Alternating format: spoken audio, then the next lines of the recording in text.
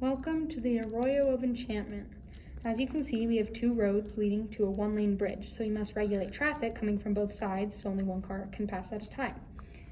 When a car pulls up to the east side sensor, the light starts out as being red and the gate is closed, and then the gate opens and light turns green, letting it pass to the other side. The same thing happens on the west side. However, when two cars pull up, only one can pass at a time, so the lights will switch. That one starts as green, then it turns red, then this one is green, and so we can take turns going through. Now, as an added safety feature, when a car is here but the water is high, the screen will change to say high water, bridge closed, and both gates will remain closed and the lights red to let no cars pass. Okay, now I'm going to describe the different parts that are incorporated in this device. So if we go to the back of this one-lane bridge, we can see what is basically the computer of this device. It's called the Arduino board, and here's where all the wiring is attached.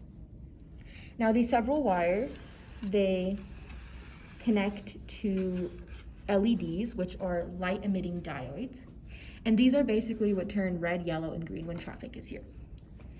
The wires are also connected to what we called a liquid crystal display, which is the LCD screen.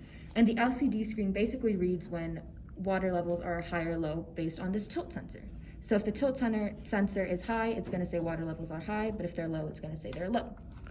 Now lastly, these are what we call the servos, and they rotate up to 90 degrees, and they basically open and close the stop gate. Next, down here is what we call a ultrasonic distance sensor, and it basically reads the distance between the car and the sensor. So when it senses a car there, that's what tells the gate or the servo to open up.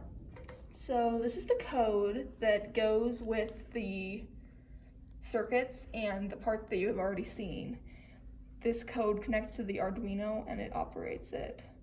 These are simply, this part is saying where things are and what they are, and it shows that it includes servos and a liquid crystal display, also called an LCD.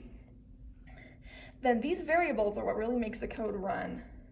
And this one, WDist, is a measurement from the distance from the west sensor.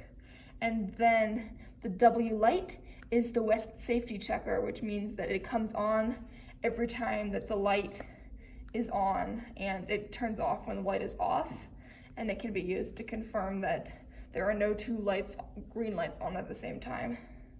The EDIST shows the distance from the east safety sensor, and the E light shows the same thing as the W light does, but this one is on the east side. W time is a measurement of the amount of time that the west light has been on, and E time is the measurement of the amount of time that the east light has been on. This is an explanation of the Arduino understanding how the ultrasonic distance sensor works. There are many lines of code for this. And here are the different names of the servos and the different things involved.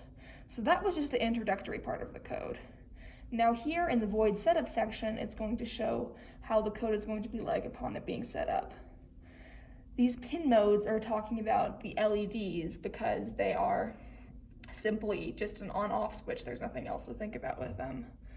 And then servo A0 and servo A5 are saying the locations of the different servos and their names. Then we get into the section of the code called the void loop, and that explains what is happening when the code is being operated.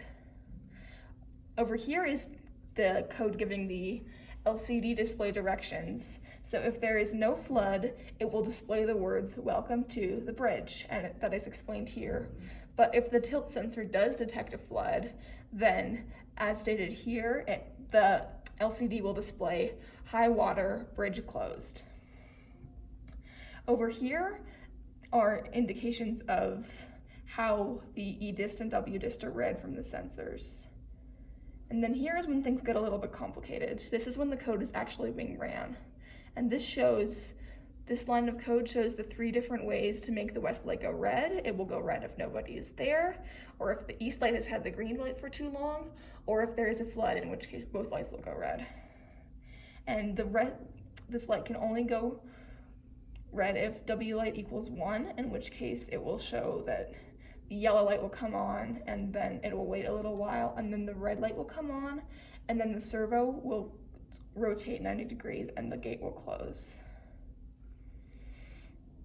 If else, then the light will turn green, and this can only happen if E light equals 0, which means that the east light is on red, and that means that both sides will be red at the same time, which would cause an accident. And the same thing happens over here, except that the lights turn green instead of turning yellow, and the gate opens itself. And then over here is basically a repetition of that code, except this time it is for the east side. This line of code means that there are 3 different ways to make the light red if nobody is there, if the other light has had the green for too long, or if there is a flood. If the light is green when this is happening, then it will go through the process of showing a yellow light for 1 second before having the red light turn on and having the gate close.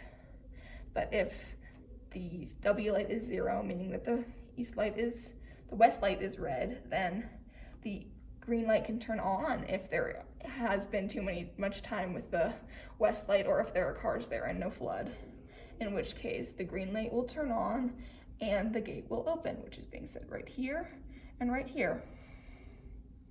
And that is the code that operates this whole thing. If it didn't have the code, the sensor would basically just sit there. So this is essential to making all of the parts run.